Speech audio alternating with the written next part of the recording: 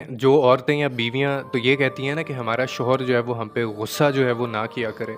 तो मैं आपको एक बात बताऊँ कि अगर आपकी ये ख्वाहिश है, तो इसका मतलब है कि आप अल्लाह की एक नेमत से महरूम होना चाहती हैं।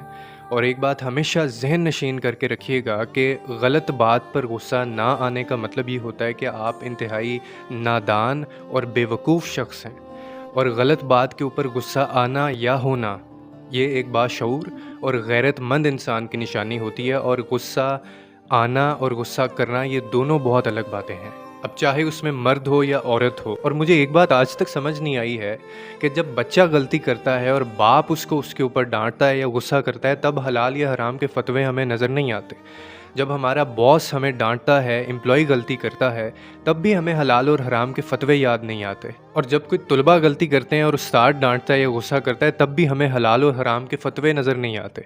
लेकिन जिस दिन कोई शौहर अपनी बीवी को डांट दे या रोक टोक करे उसके ऊपर, तब हमें सारे हलाल और हराम के फतवे भी याद आ जाते हैं और हम उसके ऊपर ये लेबल लगाना शुरू कर देते हैं। और हम फिर ये भी भूल जाते हैं कि ये वो शौहर है जिसका शरीयत ने दर्जा बाप से भी बढ़ा दिया है, उस्ताद से भी बढ़ा दिया है, मजाजी खुदा बना दिया है, यानी सजदा करने का हुक्म दे दिया है।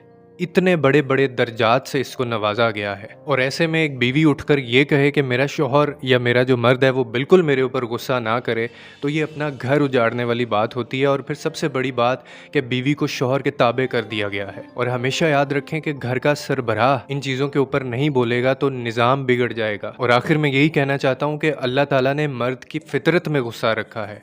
एक औरत या बीवी जितना मर्जी कोशिश कर ले, वो इस गुस्से को ख़त्म नहीं कर सकती है। अगर ऐसा होगा तो फिर बच्चे भी बिगड़ेंगे, नस्लें भी बिगड़ेंगी, घर का निज़ाम भी बिगड़ेगा और रिश्ते भी बिगड़ेंगे। इसीलिए ये ख्वाहिश मत रखें कि गुस्सा ही ना किया जाए, बल्कि ये याद रखें कि गुस्सा करना और गुस्सा आना दोनों अलग चीज़ें हैं। और अगर आप ये चाहती हैं, तो इसका मतलब है कि आप अल्लाह की नेमत से दूर होना चाहती हैं।